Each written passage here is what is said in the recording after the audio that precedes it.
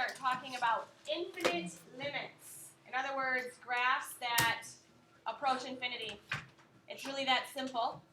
This is the last section for chapter 1. You guys will have your first chapter test next week, probably Friday-ish. We'll see. Probably Friday-ish. All right. I gave you an example.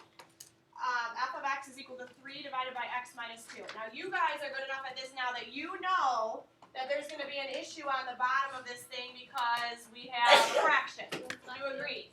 Yes. What value of x will make the bottom of this thing an issue? 2. If I put a 2 in there, I'm going to get 0 on the bottom. That's not okay.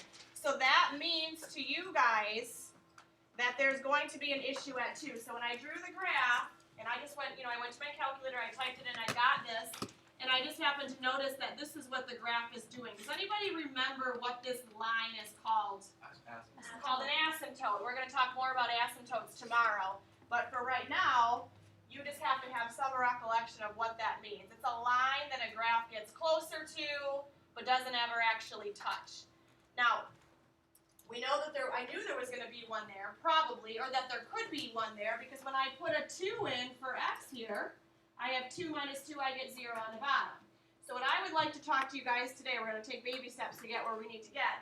What I would like to talk about is what is the limit as x approaches 2 from the, what does that little negative right there mean?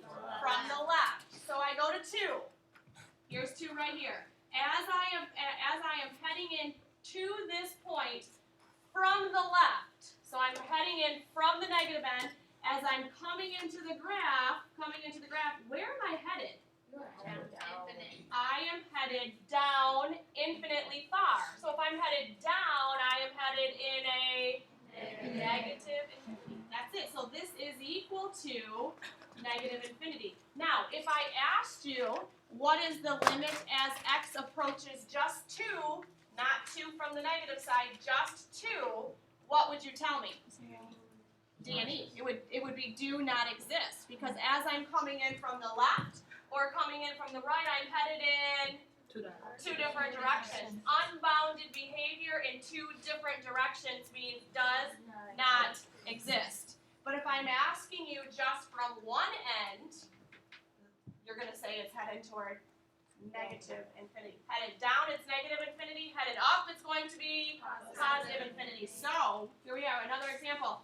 As the limit as x approaches 2 from this thing right here means from the right, same graph, as we are headed in toward 2 from the right. Watch what happens. I'm headed in.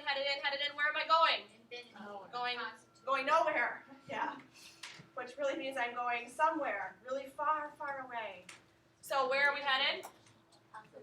Positive infinity. Now, sometimes I will write this. I will write plus and then an infinity symbol.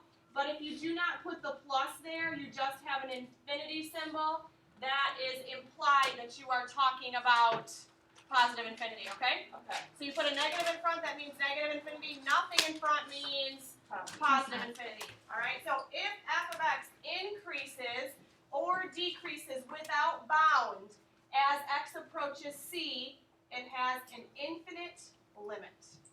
And that's all I need to tell you today. Are you okay with that? Yes. And you're going to have to look at some graphs. You're going to have to look at some equations and maybe graph them on your calculator. And you are going to tell me if it heads toward positive or negative